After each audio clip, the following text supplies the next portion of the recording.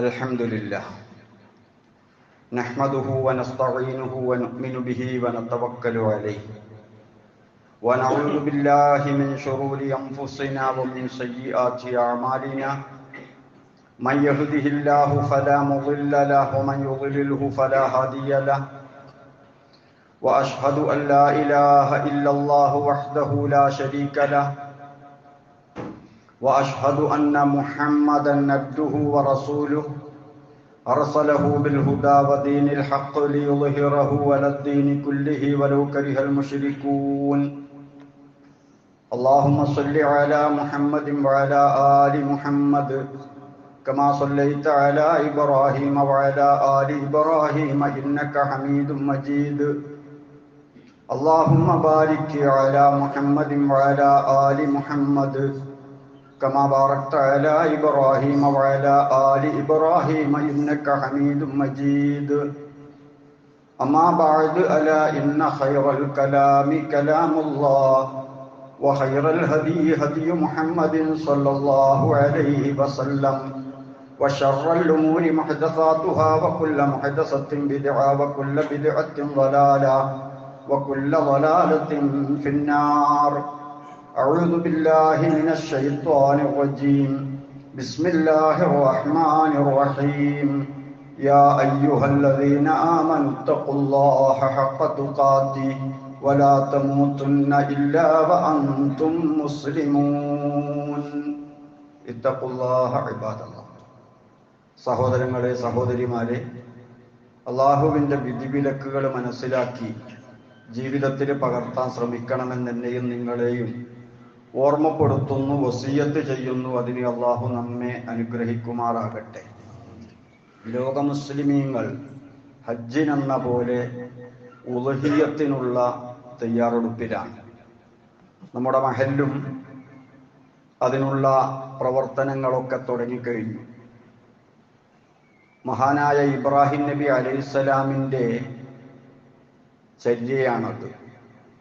അതോടൊപ്പം റസൂലുള്ളാഹി സ്വല്ലല്ലാഹു അലൈഹി വസല്ലം നമുക്ക് സുന്നത്തായി വളരെ പ്രധാനപ്പെട്ട കർമ്മമായി പഠിപ്പിച്ചതുമാണ്.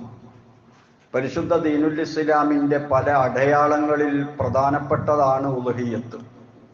ഒരു പ്രദേശത്ത് മുസ്ലിങ്ങളുണ്ട് എന്നതിന് തെളിവായി പള്ളിയും ബാങ്കും ജമാഅത്തും ജുമുഅയും പെരുന്നാളും ഇതൊക്കെ അടയാളമായി നിൽക്കുന്നത് പോലെ ഉളുഹിയ്യത്തും ഇസ്ലാമിൻ്റെ ഒരു ശിആർ തന്നെയാണ്.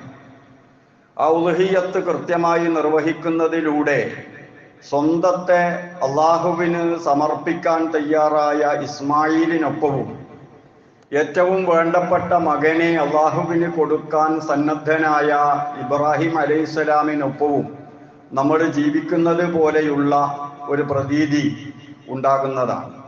വളരെ പ്രധാനപ്പെട്ട ആ അമലിന് വേണ്ടി മാനസികമായി തയ്യാറാകണം. ഒരു മൃഗത്തെ വാങ്ങി അറുക്കുക എന്നതിൽ കവിഞ്ഞ് ഒരുപാട് സംഗതികൾ ഉളുഹിയ്യത്തിൻ്റെ ഉള്ളിലുണ്ട്. മഹാനായ ഇബ്രാഹിം നബി അലൈഹിസ്സലാം തൻ്റെ ജീവിതത്തിൽ ഒരുപാട് ത്യാഗങ്ങൾ നിർവഹിച്ചിട്ടുണ്ട്. അതിൽ വളരെ പരമപ്രധാനമായ ഒരു ത്യാഗമാണ് പുത്രബലിക്ക് അല്ലാഹു തആല ഓർഡർ കൊടുത്തപ്പോൾ, കൽപ്പന കൊടുത്തപ്പോൾ അത് അംഗീകരിച്ച് തയ്യാറായി എന്നത്. മഹാനായ ഇബ്രാഹിം അലൈഹിസ്സലാത്തു വസ്സലാമിനെ അല്ലാഹു തആല പരീക്ഷിച്ചത് നമ്മെ പരീക്ഷിക്കുന്നത് പോലെയല്ല. കാരണം ഇബ്രാഹിം നബി അലൈഹിസ്സലാമിനെ അല്ലാഹു തആല ഉറ്റ മിത്രുവാക്കാനുള്ള പരീക്ഷയാണ് നടത്തിയത്. അമ്പിയാക്കളുടെ കൂട്ടത്തിൽ ഖലീലുള്ള എന്നറിയപ്പെടുന്നത് ഇബ്രാഹിം നബി അലൈഹിസ്സലാമാണ്.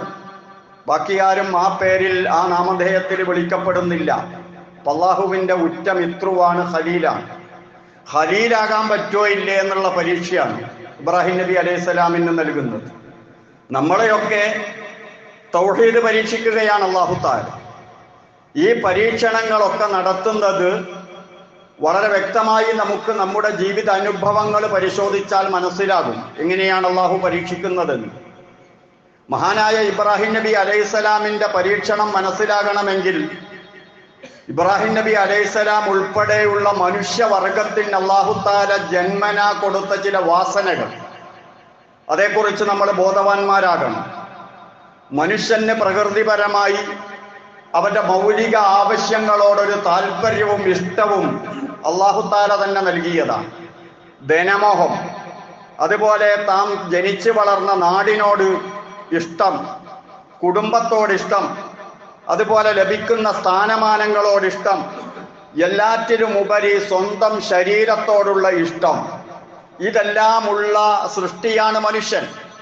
ഈ ഇഷ്ടങ്ങളെല്ലാം പറിച്ചെടുത്തിട്ട് അതൊക്കെ ഒരു അപ്രധാനമായ സംഗതിയായി, ഒരു വിഷയമേ അല്ലാത്തതായി എല്ലാ ഇഷ്ടവും അള്ളാഹുവിന് കൊടുക്കുക, എല്ലാം അള്ളാഹുവിന് കൊടുക്കുക. അപ്പോഴാ അള്ളാന്റെ സുഹൃത്താകുന്നത്. വെറുമൊരു തൗഹീദുകാരനായി ജീവിക്കാൻ ഇത് വേണ്ട, ഇതെല്ലാം സംരക്ഷിക്കുകയാണ് വേണ്ടത്. നമുക്ക് അല്ലാഹു തആല നൽകിയത് മുഴുവനും തിരിച്ചങ്ങ് അള്ളാഹ്ക്ക് കൊടുക്കാൻ അള്ളാഹ് കൽപ്പിച്ചിട്ടില്ല. അതൊക്കെ സംരക്ഷിക്കുക എന്ന ഉത്തരവാദിത്തം നിയമവിധേയമായി കൊണ്ടുനടക്കാനുള്ള ഉത്തരവാദിത്തമാണ്. സമ്പത്ത്, കുടുംബം, അതുപോലുള്ള മനുഷ്യന്റെ മൗലിക ആവശ്യങ്ങളൊക്കെ അള്ളാഹുവിന്റെ നിർദ്ദേശങ്ങൾക്ക് വിധേയമായി കൊണ്ടുനടക്കുക. അപ്പൊ തൗഹീദിന്റെ ആളാകും. അള്ളാഹുവിനെ മാത്രമേ ആരാധിക്കാവൂ എന്ന നിയമം അത് ജീവിതത്തിൽ പകർത്തുക, അതിൻ്റെ ഭാഗമായ മറ്റ് സംഗതികൾ കൊണ്ട് നടക്കുക. അപ്പൊ തൗഹീദുകാരനായി ജീവിക്കാം. ഇബ്രാഹിം നബി അലൈഹിസ്സലാമിനെ ആ പരീക്ഷണത്തിൽ നിർത്തുന്നില്ല. നമ്മെ സംബന്ധിച്ചിടത്തോളം അള്ളാഹു പറഞ്ഞത് ലാ തുകല്ലഫു നഫ്സുൻ ഇല്ലാ വുസ്അഹാ, ലാ യുകല്ലിഫുല്ലാഹു നഫ്സൻ ഇല്ലാ വുസ്അഹാ. രണ്ട് രൂപത്തിലും സൂറ ബഖറയിൽ നമുക്ക് കാണാൻ കഴിയും. സാധിക്കുന്നതേ കൽപ്പിക്കുന്നുള്ളൂ. ലാ നുകല്ലിഫു നഫ്സൻ ഇല്ലാ വുസ്അഹാ സൂറ അൻആമിൽ പറഞ്ഞത് കാണാം. ലാ നുകല്ലിഫു നഫ്സൻ ഇല്ലാ വുസ്അഹാ സൂറ അഅറാഫിൽ കാണാം. വലാ നുകല്ലിഫു നഫ്സൻ ഇല്ലാ വുസ്അഹാ സൂറ മുഅ്മിനൂനിൽ കാണാം. ഖുർആനിൽ ആവർത്തിച്ചല്ല പറയാണ്, നിങ്ങൾക്ക് സാധിക്കുന്നതേ നിങ്ങളോട് കൽപ്പിക്കുന്നുള്ളൂ. ഇബ്രാഹിം നബി അലൈഹിസ്സലാമിനോടുള്ള കൽപ്പന അങ്ങനെയല്ല, അള്ളാഹുവിന്റെ ഖലീലാക്കാനുള്ള പരീക്ഷയാണ്. അതുകൊണ്ട് ഒന്നാമതായി ഇബ്രാഹിം നബി അലൈഹിസ്സലാമിന്റെ സമ്പത്ത് അള്ളാഹുവിന് വേണം. വലിയ സമ്പന്നനായിരുന്നു. ആയിരക്കണക്കിന് ആടുമാടുകളും അത്ര തന്നെ അടിമകളും എല്ലാമായി അന്നത്തെ കാലത്തുള്ള ഒരു വലിയ സമ്പത്തിന്റെ ഉടമ അതായിരുന്നു ഖലീലുല്ലാഹി ഇബ്രാഹിം അലൈഹിസ്സലാമിന്റെ ചരിത്രം പരിശോധിച്ചാൽ നമുക്ക് മനസ്സിലാക്കാൻ സാധിക്കുന്നത്. ഇബ്രാഹിം നബി അലൈഹിസ്സലാമിന് ആ സമ്പത്തിനോട് ഇഷ്ടമുണ്ടായിരുന്നു. പക്ഷേ അള്ളാഹ് പറഞ്ഞു അതൊക്കെ എനിക്ക് വേണം. ഇബ്രാഹിം നബി അലൈഹിസ്സലാം അത് മുഴുവനും അള്ളാഹുവിന്റെ മാർഗത്തിൽ ചെലവാക്കി. അള്ളാഹ് പറഞ്ഞതുപോലെ കൊടുത്തു.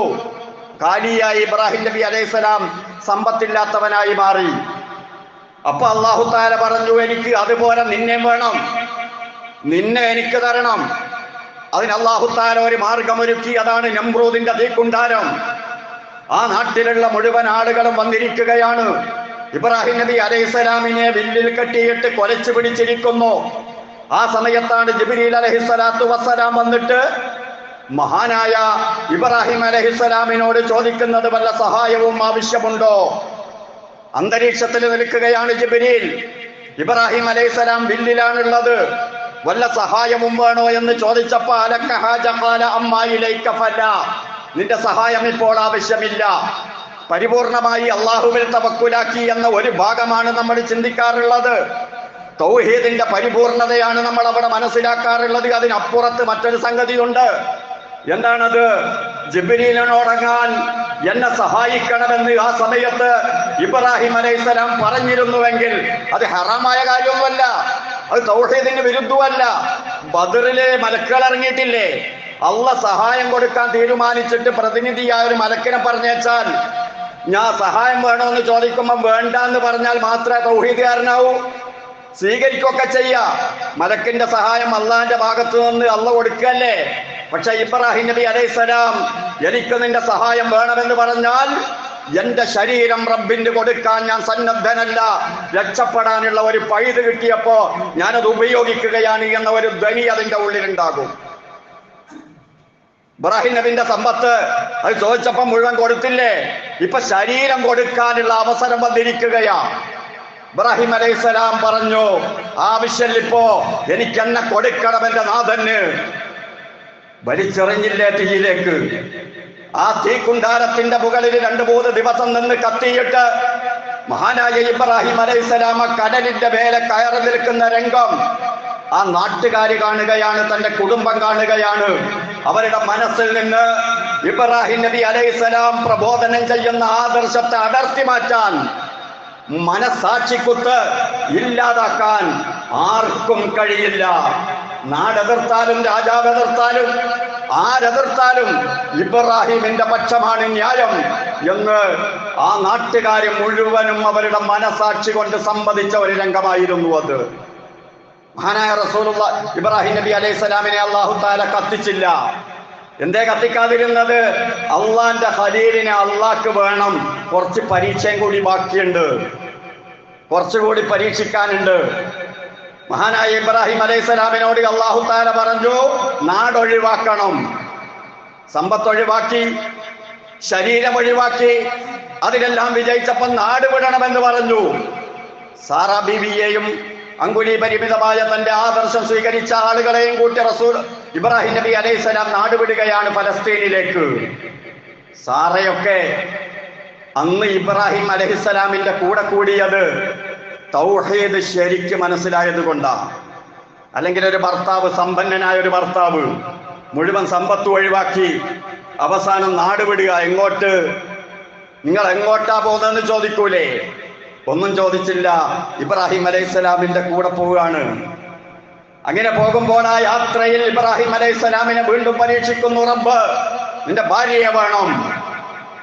ഭാര്യയെ പിടിച്ചെടുത്തില്ലേ ഒരു രാജാവ്. ഇബ്രാഹിം നബി അലൈഹിസ്സലാമിന് എതിർക്കാൻ കഴിയാത്ത ഒരു ചുറ്റുപാട് റബ്ബുണ്ടാക്കി. ആ സമയത്ത് ഇബ്രാഹിമിന്റെ മാനസികാവസ്ഥ എന്താ? ഇബ്രാഹിം എന്ത് ചെയ്യും? അള്ളാഹുവിന് വേണ്ടിയുള്ള യാത്രയിൽ സംഭവിക്കുകയാ. മഹാനായ ഇബ്രാഹിം അലൈഹിസ്സലാം അള്ളാഹുവിന്റെ മുന്നിൽ സുജൂദിൽ കിടന്നു. അള്ളാഹുവിനോട് മാത്രം പറഞ്ഞു. അള്ളാഹു സുബ്ഹാനഹു വ തആല രക്ഷപ്പെടുത്തി കൊടുത്തു. അവിടെ നിന്ന് പോയി അങ്ങനെ ഫലസ്തീനിലെത്തി. മഹാനായ ഇബ്രാഹിം നബി അലൈഹിസ്സലാമിന്റെ സ്വത്ത് വാങ്ങി, ദേഹം വാങ്ങി, ഭാര്യയെ വാങ്ങി, എല്ലാം വാങ്ങി നോക്കി, ചോദിച്ചു നോക്കി, എല്ലാം കൊടുത്തു ഇബ്രാഹിം അലൈഹിസ്സലാം. അങ്ങനെ വാർദ്ധക്യത്തിൽ കിട്ടിയ മകൻ, ആ മകനെയും വേണമെന്ന് പറഞ്ഞു അല്ലാഹു തആല. അതും വേണം എനിക്കെന്ന് പറഞ്ഞപ്പോ മഹാനായ ഇബ്രാഹിം നബി അലൈഹിസ്സലാം അതിന് തയ്യാറാവുകയാണ്. ജിബ്രീലിനെ സഹായത്തിന് പറഞ്ഞയച്ചു. ജബ്രൂദിന്റെ തീക്കുണ്ടാരത്തിലേക്ക് ഇടുന്ന സമയത്ത് എന്തിനാ? മലക്കുകൾക്ക് ബോധ്യപ്പെടണം ഇബ്രാഹിം അലൈഹിസ്സലാം എന്റെ കൂട്ടുകാരനാണെന്ന്, അള്ളാഹുവിന്റെ കൂട്ടുകാരനാണെന്ന് മലക്കുകൾ കാണണം. ഇബ്രാഹിം നബി അലൈഹിസ്സലാമിനെ അന്ന് കത്തിക്കാതിരുന്നത് മകന്റെ കഴുത്തിൽ അള്ളാഹുവിന് വേണ്ടി കത്തി വലിക്കുന്ന സമയത്ത് ആ കത്തി തലതിരിച്ചു കളയാൻ ഈ ജിബ്രീലിന് ആവശ്യമുണ്ട്. ജിബ്രീൽ അതുകൂടി കാണണം. തന്റെ ഖലീലിനെ പരീക്ഷിക്കുന്നത്, തന്റെ സുഹൃത്താക്കാൻ ആക്കുന്നത് എങ്ങനെയാണ് എന്ന് മലക്കുകൾക്ക് ബോധ്യപ്പെടുത്തണം. അള്ളാഹുവിന്റെ പരീക്ഷ അങ്ങനെയാ. അതുകൊണ്ടല്ലേ അല്ലാഹു തആല പറഞ്ഞത് ഫലമ്മാ അസ്ലമ വതല്ലഹു ലിൽ ജബീൻ. ഇബ്രാഹിമും ഇസ്മായിലും അങ്ങ് കീഴ്പ്പെട്ടു. അല്ലാഹു അറക്കാൻ കൽപ്പിച്ചപ്പോ പിതാവെന്ന നിലക്ക് അറബുകാരനായി നിന്നു. മകനെന്ന നിലക്ക് അറക്കാൻ സമ്മതിക്കുകയാണ്. കിടന്നു കൊടുക്കല്ല. വതല്ലഹു ലിൽ ജബീൻ, തള്ളിയിടുകയാണ്. അറക്കാൻ തള്ളിയിടുകയാണ്. ആ പ്രയോഗമൊക്കെ ഇബ്രാഹിം പിടിച്ച് കിടത്തുക. തല്ല സറഅന്നൊക്കെ അതിന്റെ തഫ്സീർ കാണുന്നത്. ജബീൻ, ഒരു ഭാഗത്തുള്ള നെറ്റി, ആ നെറ്റിയുടെ പാർശ്വഭാഗവും കവിളിന്റെ ഒരു ഭാഗവും ഒക്കെ നിലത്ത് തട്ടുന്ന രൂപത്തിൽ ഇബ്രാഹിം നബി അലൈഹിസ്സലാം കിടത്തുകയാണ്. അങ്ങനെ കിടത്തിയിട്ട് ഇബ്രാഹിം നബി അലൈഹിസ്സലാം അറബിന് തയ്യാറായപ്പോ ജിബ്രീൽ അലൈഹിസ്സലാമിനോട് അല്ലാഹുവിന്റെ കൽപ്പന, പിടിക്കണം, സമ്മതിക്കരുത്. തഫ്സീറുകളിൽ കാണാം, കണ്ണിമ വെട്ടുന്ന നേരം കൊണ്ട് ജിബ്രീൽ അലൈഹിസ്സലാം അവിടെ എത്തുന്നു. കഴുത്തിലേക്ക് വെച്ച കത്തി കഴുത്തിലേക്ക് അമർത്തുന്ന സമയത്ത് അത് തിരിച്ചതിന്റെ മറുഭാഗത്തേക്ക് ജിബ്രീൽ ആക്ഷൻ കൊടുത്ത് അറബിന് സമ്മതിക്കാതിരിക്കുന്നു. തഫ്സീറുകളിൽ കാണാം, ഖലീലിനെ പരീക്ഷിച്ചതാണ് അല്ലാഹു സുബ്ഹാനഹു വ തആല. വനാദൈനാഹു അയ്യാ ഇബ്രാഹിം, വിളിച്ചു നാം ഇബ്രാഹിമേ, ഫസദ്ദഖത റുവിയ, നീ ശരിവെച്ചിരിക്കുന്നു, നിന്നോട് കൽപ്പിച്ചത് ശരിവെച്ചിരിക്കുന്നു. ഇന്നാ കദാലിക നജ്സിൽ മുഹ്സിനീൻ, അങ്ങനെയാണ് നമ്മൾ മുഹ്സിനീങ്ങൾക്ക് എന്നെ കാണുന്നു എന്ന മട്ടിൽ എന്നെ വഴിപ്പെടുന്ന ആളുകൾക്ക് പ്രതിഫലം കൊടുക്കുക. ഇന്ന ഹാദാ ലഹുവൽ ബലാഗുൽ മുബീൻ. ഇത് വ്യക്തമായ പരീക്ഷ തന്നെയാണ്. അള്ളാഹു തന്നെ അംഗീകരിച്ചു ആ പരീക്ഷയെ. ഇതൊരു പരീക്ഷ തന്നെയാ എന്ന് അല്ലാഹു തആല പറയുകയാണ്. വഫദൈനാഹു ബിദിബ്ഹിൻ അളീം. ഒരു മഹത്തായ ബലിവർഗത്തെ പകരമായി കൊടുത്തു ഇബ്രാഹിം അലൈഹിസ്സലാമിന്. ഇബ്രാഹിം തിരിച്ചങ്ങോട്ടാ ഫിദിയ കൊടുക്കേണ്ടത്. ഇബ്രാഹിമിനോട് കൽപ്പന മകനെ അറുക്കാൻ കഴിയാതിരുന്നതിന്റെ പകരം അറുക്കേണ്ടത് ഇബ്രാഹിം അലൈഹിസ്സലാമാണ്. അപ്പൊ ഇബ്രാഹിം ഫിദിയ നൽകി എന്നാ പറയേണ്ടത്. അള്ളാഹ് പറഞ്ഞതോ ഞാൻ ഇബ്രാഹിമിന്റെ ഫിദിയ കൊടുത്തു. എന്താ പ്രയോഗമൊക്കെ! സുബ്ഹാനല്ലാഹ്. കൊടുത്തതല്ലയാ, കൽപ്പിച്ചതല്ലയാ. കൂട്ടുകാരൻ എന്ന സ്ഥാനപ്പേരിന് അർഹനായിരിക്കുകയാ. എന്തിന്? ഈ ലോകരുടെ ആദർശ പിതാവാകണം ഇബ്രാഹിം അലൈഹിസ്സലാം. ഖലീഫയായ ആദം അലൈഹിസ്സലാം നമ്മുടെ പിതാവാണ്, മനുഷ്യ പിതാവ് എന്ന നിലക്ക്. അള്ളാഹു ഖലീലാക്കിയ ഇബ്രാഹിം നബി അലൈഹിസ്സലാം നമ്മുടെ ആദർശ പിതാവാണ്. ആദർശ പിതാവാകാനുള്ള യോഗ്യത നേടുകയാണ് അള്ളാഹുവിന്റെ ഖലീലായിട്ട്. പറഞ്ഞത് മുഴുവനും നൽകിയിട്ട്. തൗഹീദ് മനസ്സിലാക്കണം. തൗഹീദ് എന്ന് പറഞ്ഞാൽ അള്ളാഹുവിനെ ഏകനാക്കുക എന്ന് ഒരർത്ഥം പറയാറുണ്ട് സാധാരണഗതിയിൽ. അള്ളാഹിനെ ഏകനാക്കേണ്ട, അള്ള ഏകൻ തന്നെയാ. നമ്മളെല്ലാരും കൂടി അള്ളാഹിനെ ഏകനാക്കിയാലേ അള്ള ഏകനാവൂ. അള്ളാഹിനെ ഏകനാക്കുക എന്ന് പറഞ്ഞാൽ നമ്മുടെ ജീവിതം കൊണ്ട് എനിക്ക് അള്ളാഹുവേ ഉള്ളൂ എന്ന് തെളിയിക്കുന്നതിന്റെ പേരാ. എനിക്ക് തവക്കുലാക്കാൻ, എനിക്ക് ഇബാദത്ത് ചെയ്യാൻ, എനിക്ക് സമർപ്പിക്കാൻ കാര്യങ്ങൾ, ഇതിനൊക്കെ എനിക്ക് അള്ളേ ഉള്ളൂ എന്ന് ജീവിതം കൊണ്ട് തെളിയിക്കുന്നതിന്റെ പേരാ തൗഹീദ്. തൗഹീദ് ഉലൂഹിയ നമ്മൾ ഉണ്ടാക്കേണ്ടതാ. നമ്മുടെ ജീവിതത്തിൽ നമ്മൾ ഉണ്ടാക്കേണ്ടതാ. അതുണ്ടാക്കി ഖലീലുല്ലാഹി ഇബ്രാഹിം അലൈഹിസ്സലാം. അത്രയൊന്നും അള്ളാഹ് നമ്മളോട് കൽപ്പിച്ചിട്ടില്ല. മൗലികാവശ്യങ്ങളൊക്കെ, അത്തരം സംഗതികളൊക്കെ കാത്തു സൂക്ഷിച്ചുകൊണ്ട്, അതൊക്കെ ഉപയോഗിച്ചുകൊണ്ട് ഒരു ഭാഗികമായ ഇബാദത്തുകൾ മാത്രമേ അല്ലാഹു തആല നമ്മളോട് കൽപ്പിച്ചിട്ടുള്ളൂ.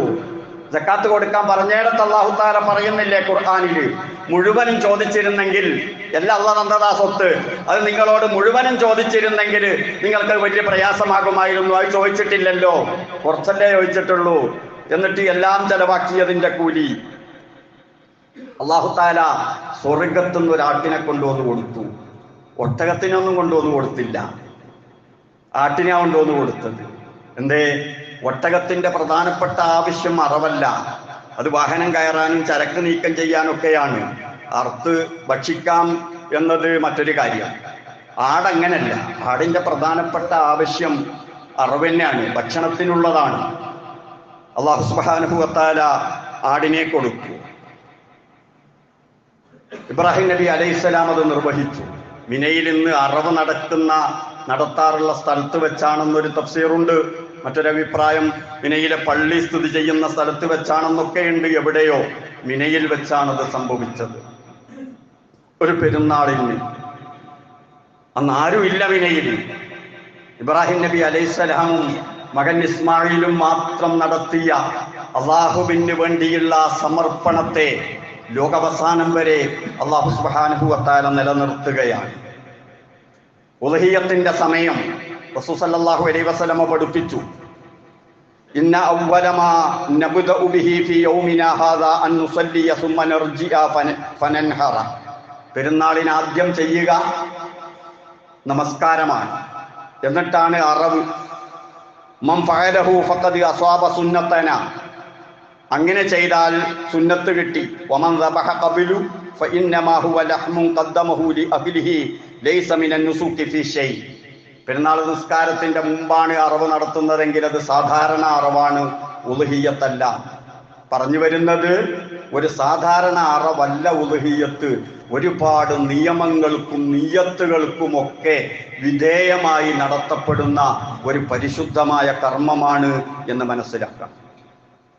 അങ്ങനെ പെരുന്നാൾ നിസ്കാരമൊക്കെ കഴിഞ്ഞ് അയ്യാമുത്ത ശരീക്കിന്റെ അവസാന ദിവസം 3-ാം ദിവസം സൂര്യൻ അസ്തമിക്കുന്നത് വരെ ഉളുഹിയത്തിന് സമയമുണ്ട്. അത് കഴിഞ്ഞാൽ പിന്നെ സമയം കഴിഞ്ഞു.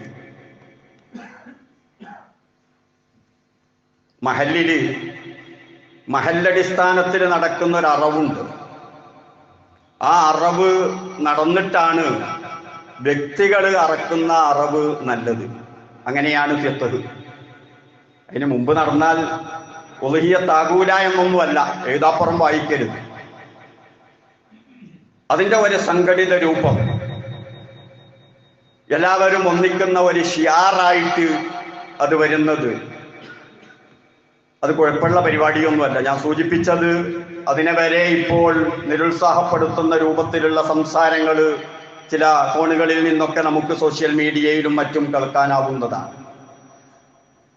അപ്പൊ ഏതായിരുന്നാലും അതിന്റെ നിബന്ധനകളിൽ വളരെ പ്രധാനപ്പെട്ടതാണ് അള്ളാഹുവിന്റെ റസൂല് പറഞ്ഞത്, ഐബുകളില്ലാത്ത മൃഗങ്ങളാകണം. സലാമത്തുൻ അനിൽ ഒയൂബ് നിർബന്ധമാണ്.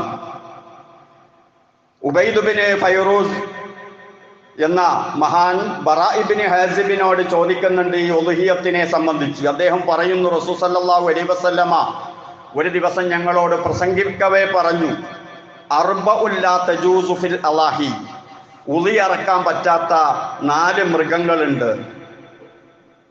ഏതൊക്കെയാണത്? അതിലൊന്നാമത്തത് അൽ അഉറാഉ ബയ്യിനുൻ അവറുഹ,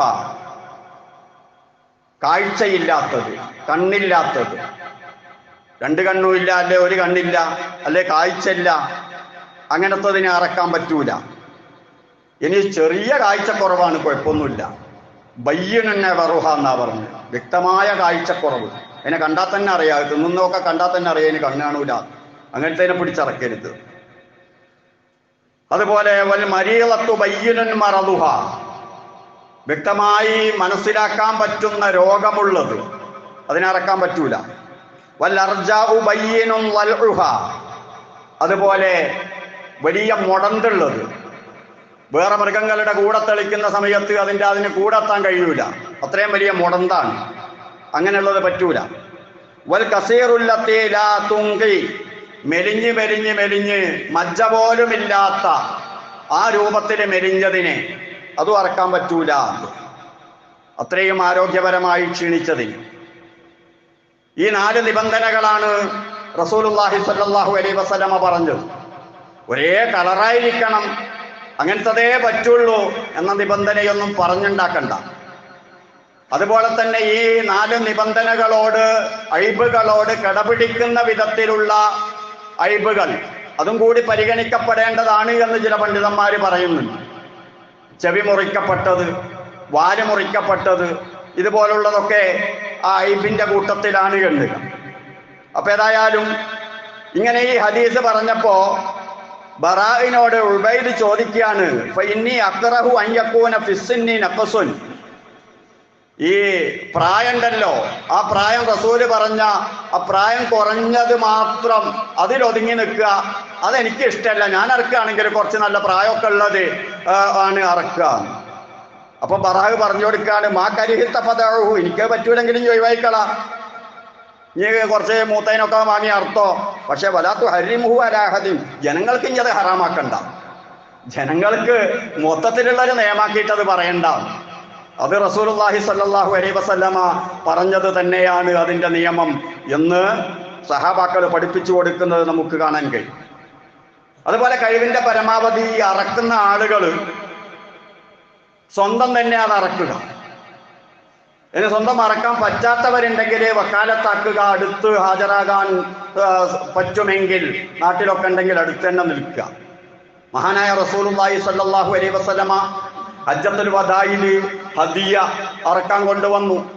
ഇതൊക്കെ തമ്മിലൊരു ബന്ധമുള്ള സംഗതിയാണ് ഈ ഹദിയയും ഉളുഹിയത്തും എന്നൊക്കെ പറയുന്നത്. ഹദിയ എന്ന് പറഞ്ഞാൽ ഹാജിമാരും ഉംറക്കാരൊക്കെ അവിടെ വെച്ച് അറുത്തു കൊടുക്കാൻ വേണ്ടി കൊണ്ടുപോകുന്ന മൃഗത്തിന്റെ പേരാണ് ഹദിയ. അത് ഇന്ത്യയിൽ നിന്ന് പോകുന്നവരൊക്കെ പ്ലെയിനിലൊന്നും കയറ്റി മൃഗത്തിനെ കൊണ്ടുപോകാൻ പറ്റൂലല്ലോ. റസൂല് വന്നത് അങ്ങനെയല്ല, കരമാർഗം അടുത്ത പ്രദേശത്തുനിന്ന് വരികയല്ലേ. അങ്ങനെ പോകുന്നവർക്കൊക്കെ മക്കയിൽ ഹദിയ കൊണ്ടുപോകാം. അതിന്റെ പേരാണ് ഹദിയ. ഇനി ഹജ്ജിന് പോകുന്ന മുത്തമത്തീങ്ങൾ ആദ്യം മെമ്പർക്ക് ഇഹ്റാം കെട്ടിയിട്ട് പിന്നെ ഹജ്ജ് ചെയ്യുന്നവർക്ക് അവർക്ക് ഹദിയ നിർബന്ധമാണ്. അല്ലാതെ തന്നെ ഹദിയ കൊണ്ടുപോകാൻ റസൂൽ 100 ഒട്ടകത്തിനെയാണ് കൊണ്ടുപോയത്. അതിൽ 63 എണ്ണത്തിന് റസൂലുള്ളാഹി സ്വന്തം അർത്ഥത. റസൂലുള്ളാഹിയുടെ ആയുസ്സെണ്ണം 63 വയസ്സ്, 63 ഒട്ടകത്തെ ഹജ്ജത്തുൽ വദാഇന്റെ അന്ന് റസൂലുള്ളാഹി സ്വല്ലല്ലാഹു അലൈഹി വസല്ലം അറുത്തത്. ബാക്കി 37 എണ്ണത്തിന് അലി ഇബ്നു അബീ ത്വാലിബ് റളിയല്ലാഹു അൻഹു ആണ് റസൂൽ വക്കാലത്താക്കിയത്. ഈ രൂപത്തിൽ സ്വന്തത്തിൽ തന്നെ അത് നടത്തുന്നതാണ് ഏറ്റവും പുണ്യകരം. റസൂലുള്ളാഹിയുടെ ചര്യ, പരിശുദ്ധ ദീനുൽ ഇസ്ലാമിന്റെ ശിആർ, അതുകൊണ്ട് ഉദ്ദേശിക്കപ്പെടുന്ന അതിന്റെ ആത്മീയത, അതെല്ലാം ഉൾക്കൊള്ളുന്ന മുഅ്മിനീങ്ങളിൽ അല്ലാഹു നമ്മെ ഉൾപ്പെടുത്തി തരുമാറാകട്ടെ. أقول قولي هذا وأستغفر الله العظيم لي ولكم وأستغفره أني وعنكم وعن جميع المسلمين والمؤمنين أجمعين فاستغفروه إنه هو الغفور الرحيم.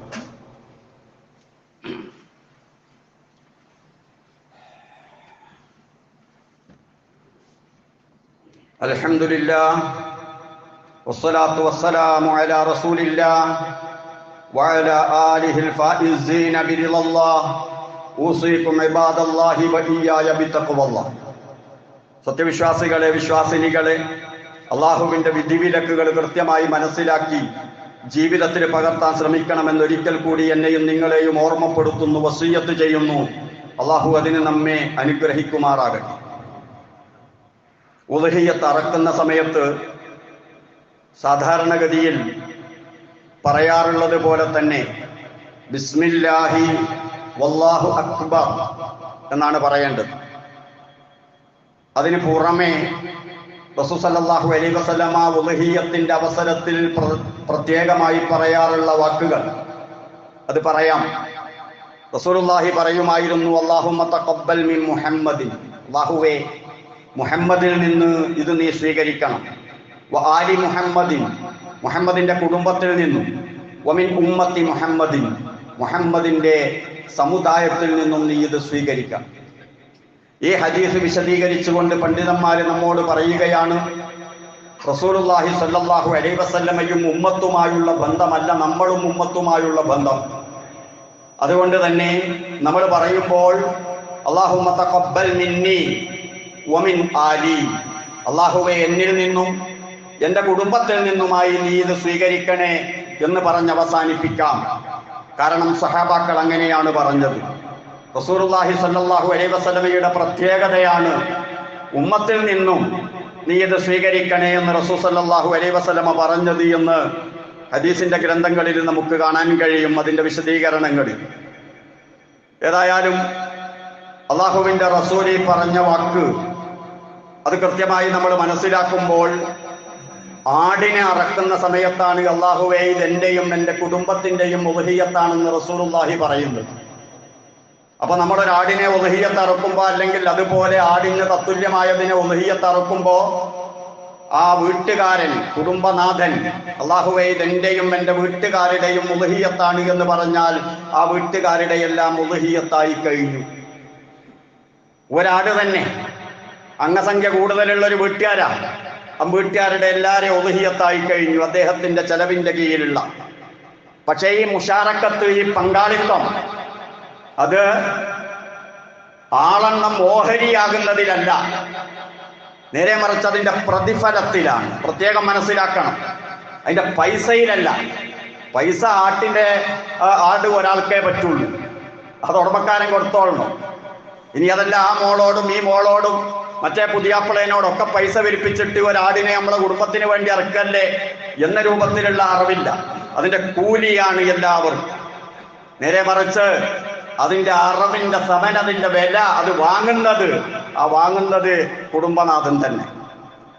എന്നാലോ അറിവിന്റെ സമയത്തുള്ള അതിന്റെ പ്രതിഫല വിതരണമാണ് റസൂലുള്ളാഹി സ്വല്ലല്ലാഹു അലൈഹി വസല്ലം ഈ പറഞ്ഞത്. വേർതിരിച്ച് മനസ്സിലാക്കണം. അതുപോലെ തന്നെ ഉദ്ഹിയ്യത്ത് അറക്കാൻ തീരുമാനിച്ച ആളുകൾ ദുൽഹിജ്ജ മാസം കണ്ടതിന് ശേഷം മുടി കളയുക, നഖം വെട്ടുക പോലുള്ള പ്രവർത്തികളൊന്നും ചെയ്യരുത്. എന്തേ കാരണം? അവര് ഹാജിമാരോട് ഷേർ കൂടുകയാണ്. അവർക്ക് അല്ലാഹു തആല നൽകുന്ന വലിയ പ്രതിഫലം, ഹാജിമാർക്ക് നൽകുന്ന വലിയ പ്രതിഫലം, ആ പ്രതിഫലത്തിൽ പങ്കാളിയാവുകയാണ്. ഉളുഹിയത്ത് അറുക്കുന്ന വ്യക്തി ഒരു സാധാരണ അറവല്ല. ഉളുഹിയത്ത് ലോക മുസ്ലിമീങ്ങളുടെ മൊത്തത്തിലുള്ള പങ്കാളിത്തത്തോടുകൂടി നടക്കുന്ന ഒരു ശിആറാണ്. അതിനു വേണ്ടിയുള്ള ഏർപ്പാടുകളാണ് ഈ ചെയ്തുകൊണ്ടിരിക്കുന്നതൊക്കെ. ഹാജിമാര് നഖം വെട്ടൂലല്ലോ, ഇഹ്റാം കെട്ടിക്കഴിഞ്ഞാൽ പിന്നെ അവര് മുടിവെട്ടൂല, ഹജ്ജ് ഒഴിവാക്കണം. അതുപോലെ തന്നെ ഉളുഹിയത്ത് അറക്കുന്ന വ്യക്തിയും. അപ്പോൾ ഇത്രയും പ്രധാനപ്പെട്ട തന്റെ അഹ്ലുകാർക്ക് മുഴുവനും കൂലി വിതരണം ചെയ്യുന്ന, ഹാജിമാരുടെ കൂലി ഇങ്ങോട്ട് വാങ്ങുന്ന വലിയ പ്രധാനപ്പെട്ട ഒരു പരിപാടിയാണ് ഈ നടത്തുന്നത് എന്ന ആ ആർജവത്തോടുകൂടി തന്നെ, വിശ്വാസത്തോടുകൂടി തന്നെ നടത്തേണ്ട കർമ്മമാണ് ഉളുഹിയത്ത്. അല്ലാതെ സാധാരണഗതിയിൽ എല്ലാവരും ഉളുഹിയ ഇറക്കുന്നുണ്ട്, ഞാനും കൂടിയില്ലെങ്കിൽ എന്ത് പറയും? കഴിഞ്ഞ പ്രാവശ്യം കൂടിയതാ, അതിന്റെ മുമ്പത്തെ പ്രാവശ്യം കൂടിയതായി, ഈ പ്രാവശ്യം കൂടിയിട്ടില്ലെങ്കിൽ എന്നൊക്കെ ഉള്ളൊരു വർത്താനുണ്ട്. അതിനൊന്നുമല്ല ഉളുഹിയത്ത്. സമർപ്പണത്തിന്റെ പ്രതീകമായത് മാറണം.